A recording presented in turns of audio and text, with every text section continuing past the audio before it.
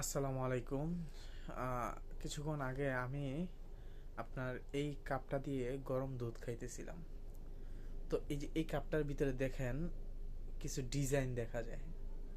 তো হয়েছেটা কি, আপনার এই কাপটা দিয়ে দুধ খাওয়া শেষে মানে নতুন কিনা হয়েছে আর কি, দুধ খাওয়া শেষে এই যে ভিতরে ডিজাইনটা দেখা যায়, হাত দিয়ে আপনার এই যে দেখুন, আমি হাত দিয়ে এই দেখুন, হাতে আপনার কালি আসতেছে। মানে কি বলতাম আসলে, মানে আপনাদেরকে আমি প্রত্যেকে বলি, আপনারা যারা মানে গরম কিছু খাবেন অবশ্যই কাঁচ ব্যবহার করবেন, কারণ বা স্টিল ব্যবহার করবেন।